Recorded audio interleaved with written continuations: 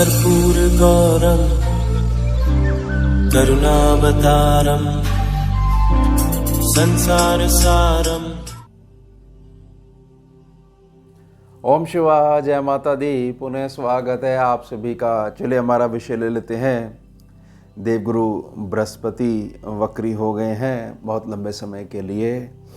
अब जब ये वक्री स्वभाव को, चाल को इन्होंने धारण कर लिया है तो इसका सीधा प्रभाव मेष राशि के जो जातक हैं उन पर कैसे पड़ेगा।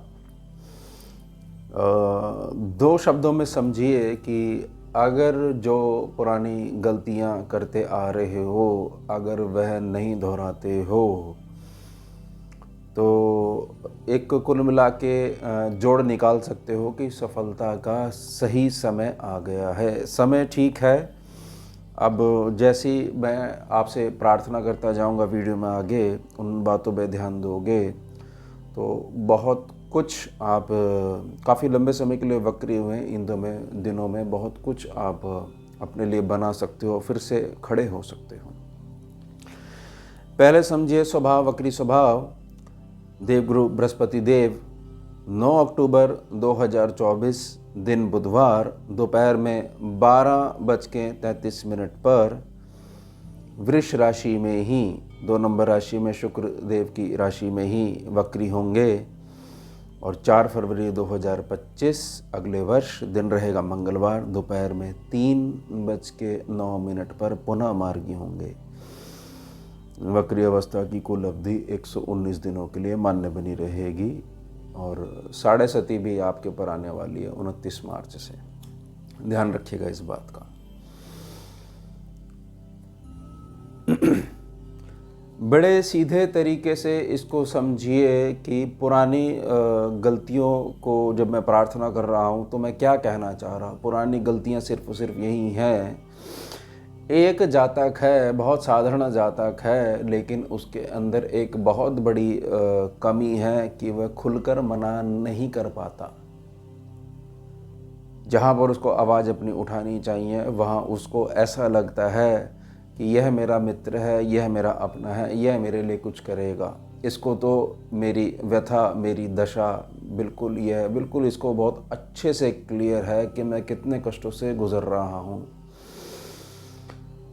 उसके पश्चात होता क्या है, जहाँ पर जितनी ज़्यादा उम्मीद लगा के बैठते हो उतनी ज़्यादा जो आपकी आशा है उसमें एक प्रकार से खोखलापन आप देखते हो और बहुत ज़्यादा गुस्सा आता है, लेकिन वह गुस्सा अंदर ही अंदर घूमता रहता है।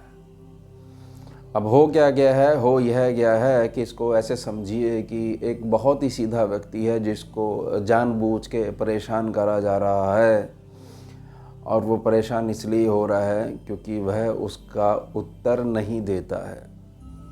और लेकिन भावना अंदर घूमती है कि देखो ये कितना गलत कर रहे हैं, इनका कौन कब हिसाब करेगा। हिसाब तो आप ही करोगे।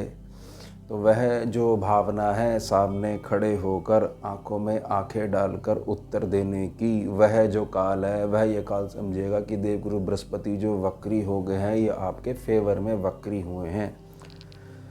ध्यान रखिएगा इस बात को।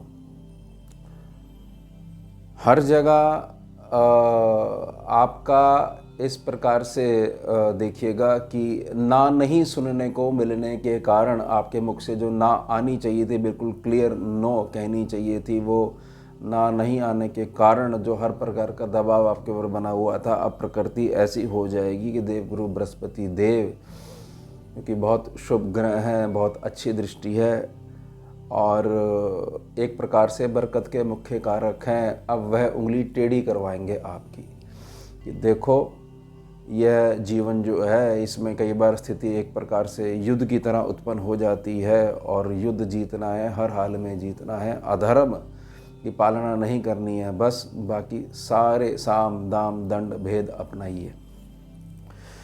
अब बहुत अच्छे से समझिएगा, देवगुरु बृहस्पति देव जहाँ बैठेंगे उस सेक्शन को दबाएंगे, लेकिन क्योंकि अब वक्री हैं इसलिए जिस सेक्शन को वो दबाएंगे वहाँ से दबाव में आपका ही कल्याण निकल के आएगा। उसके अलावा 3 प्रमुख दृष्टियां जो हैं 5, 7 और 9, जहाँ जहाँ देखेंगे वहाँ पर अमृत बिखेरेंगे।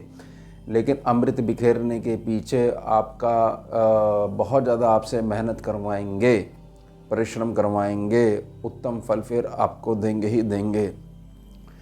लेकिन ये जो मेहनत होगी, यह मेहनत बहुत ज़्यादा अब ऐसी होगी इन 119 दिनों में कि जिसमें कि पुरानी गलतियां हैं उनकी याद दिलवाएंगे कि देखो ऐसा समय पहले भी आया था और अभी गलती दोबारा मत करना। इस बार लाभ आपके सामने खड़ा हुआ है, हर प्रकार से उसको खींचना है, आपको अपने पास और स्थायी रूप में बना के रखना है, ध्यान रखिएगा। और जब भी वक्री होते हैं तो केवल और केवल हमारी स्कैनिंग विद्या में जो विग्रह वक्री है उसके पास एक घर पीछे देखने की दृष्टि आ जाती है, यानी कि एक घर जब पीछे देखेंगे तो द्वादश भाव को देखने की दृष्टि आ जाती है, द्वादश दृष्टि आ जाती है। तो जहाँ द्वादश दृष्टि होगी उस भाव को टेढ़ी उंगली हो रखी है, टेढ़ी उंगली यानी वक्री स्वभाव है, उसी आधार पर दृष्टि पड़ेगी और वह भाव बहुत ज़्यादा निखर के आएगा। दिमागी कैपेबिलिटी बहुत ज़्यादा निखरेगी। जहाँ बैठे हुए हैं वह कुटुंब का सेक्शन है, वाणी का सेक्शन है और धन का सेक्शन है। वहाँ पर थोड़ा सा दबाव बनाएंगे क्योंकि बाहर बहुत ज़्यादा है, गुरु का भार बहुत ज़्यादा होता है।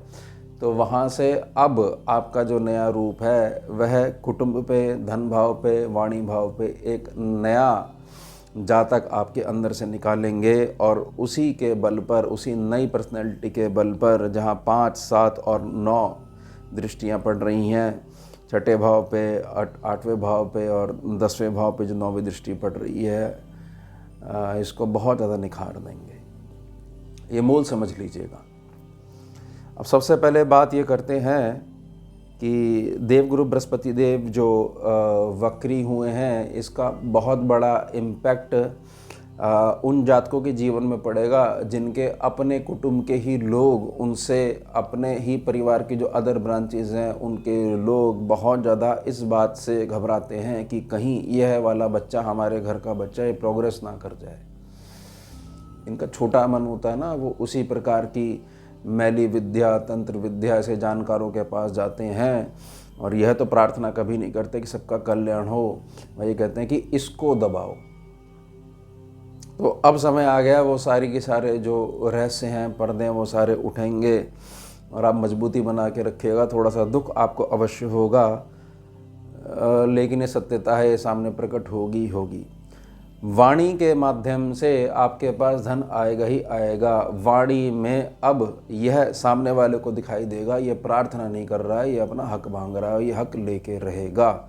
बहुत मोटे मोटे तरीके से मैं समझाने का प्रयास कर रहा हूँ, बहुत ज़्यादा इसको दूसरे वे में मत लेके जाइएगा। केवल देवगुरु बृहस्पति जो वक्री हुए हैं, केवल उसकी चर्चा कर रहे हैं। जब धन आएगा तो हर प्रकार से किसी भी प्रकार का जो डेप्ट चलता आ रहा है, कर्जा चलता आ रहा है, वह तो क्लियर होगा ही होगा। लेकिन पहले ये समझना होगा कि जब तक ये कर्म का कर्जा नहीं क्लियर होता है, तब तक धन का कर्जा या अदर रिस्पॉन्सिबिलिटीज़ के जो कर्जे हैं वो क्लियर नहीं हो सकते। तो अब जो है देवगुरु बृहस्पति देव जो ये पंचम दृष्टि डाल रहे हैं, यह सीधे तरीके से इस प्रकार की स्थितियां उत्पन्न करवा देंगे, इस प्रकार के लोगों को आपके जीवन में ले आएंगे कि आपके अंदर छुपी हुई जो प्रतिभा है वह बहुत तेज़ी से अपना प्रभाव दिखाना शुरू कर देगी और ये छठा सेक्शन है, बहुत ज़्यादा आपका मजबूत होने लग जाएगा। अब यही जो चीज़ है, यही चीज़ 8वें भाव पे भी पड़ेगी। 8वें भाव को आप ऐसे समझिएगा कि आपका आने वाला उत्तम भविष्य है। अब आपकी जो प्रार्थना है वो एक प्रकार की संकल्प की हुंकार होगी, ललकार होगी और उत्तम भविष्य को आप बनाना शुरू कर दोगे। किसी भी प्रकार की ये चिंता मत करिएगा कि कुछ अब गलत होगा। यह जो वक्री काल है देवगुरु बृहस्पति का, इसमें बहुत कुछ आपको सीखने को मिलेगा। और वह जब शनि की 7.5 आपकी चंद्र राशि पे विराजमान हो जाएगी 29 मार्च से,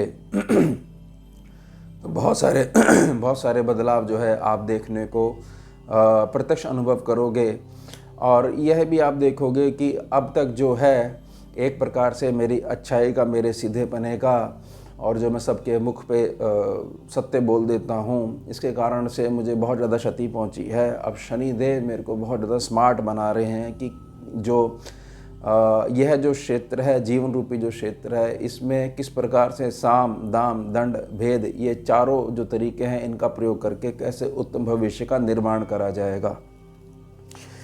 तो क्या कहने का मतलब है? कहने का मतलब यह है कि उत्तम भविष्य के निर्माण के लिए संकल्प लिया जाएगा और कड़ी मेहनत करते हुए आगे बढ़ा जाएगा। बहुत सीधे तरीके से इसको समझने का प्रयास करिएगा।